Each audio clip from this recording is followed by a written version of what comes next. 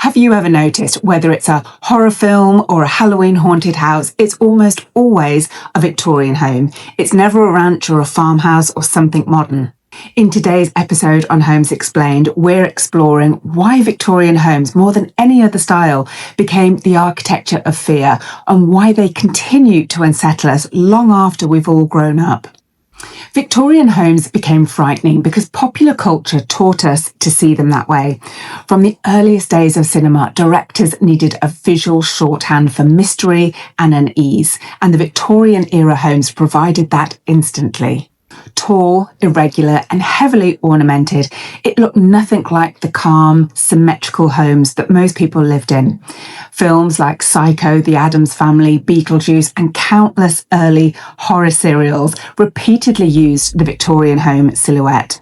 And as such, they became embedded in our collective imagination as places you certainly didn't want to visit.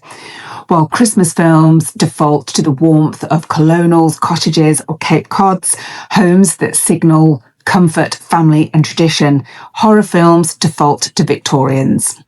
Even outside of film, Halloween decoration, book covers, amusement park haunted houses almost always adopt the Victorian form. And while we often refer to them as one style, Victorian actually refers to an era spanning multiple different architectural styles, including the Second Empire, the Gothic Revival, the Italianate, as well as the Queen Anne. Each was dramatic, expressive, and often exaggerated, the perfect architecture for storytellers to project tension onto. And over time, we stopped seeing them as simply historic and began seeing them as inherently ominous. While popular culture may have taught us to fear Victorians, their architecture reinforces that unease. These houses aren't visually straightforward. They're asymmetrical, irregular, and difficult to read at a glance. A Victorian facade may project three different shapes at once, a gable here, a tower there, a window where you don't expect it. That unpredictability creates tension, as if the house is deliberately concealing its layout. Then there's the ornamentation. Victorian architects embraced decorative excess, spindle work, lace-like trim, stained glass, details that once signalled wealth and refinement. But in such abundance, it almost becomes unsettling, a little like the candy-coated house in Hansel and Gretel. Decorative to the point where whimsy turns strange and charm becomes something you can't quite trust. And because these homes are so elaborate, any lapse in maintenance is immediately visible. A peeling bracket or a sagging balcony doesn't just signify age, but hints at abandonment. And there's something deeply unnerving about a house that was once built to impress that now appears to have been left behind. Inside, Victorian homes continue the same visual tension. Unlike modern homes, which prioritise flow and openness, Victorian homes are composed of segmented rooms, narrow passages, and unexpected turns. Corridors lead to parlours, back staircases connect discreetly to service areas, and doors often open to spaces with no immediate purpose. These homes were designed for privacy and separation, not visibility, and that makes them really hard to kind of mentally map. You never quite see the whole interior all at once. The decoration of Victorian-era homes only intensifies that complexity.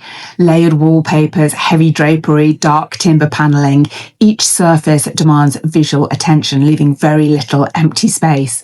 Even with modern lighting, these rooms still feel very heavy. It isn't the darkness that unsettles us, but the sheer amount of visual detail. There's nowhere for the eye to rest. It's not threatening, but it's not immediately clear either. Our minds instinctively search for order and clarity in the spaces we live in. And modern homes provide that instantly with symmetry, openness, and easy sightlines. Victorian homes don't. A home is supposed to be reassuring, but when its form is unpredictable, it introduces doubt.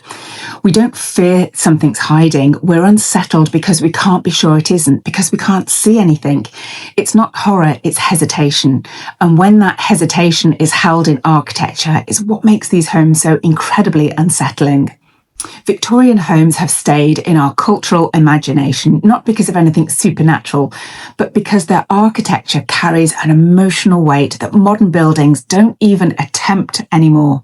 Even when restored and brightly painted, their silhouettes, the tower, the ornamentation, the layered facade, still suggest complexity and secrecy.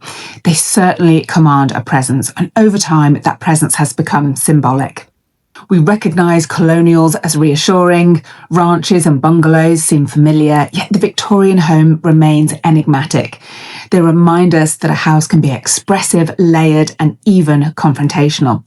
And long after the superstition has faded, the unease remains, rooted not in a myth, but in design.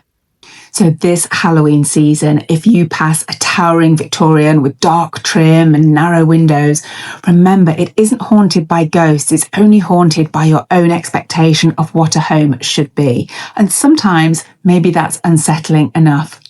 Thanks for joining me. I hope you've enjoyed this video. Please don't forget to share, like and subscribe if you have, and I'll see you here next week for more Homes Explained.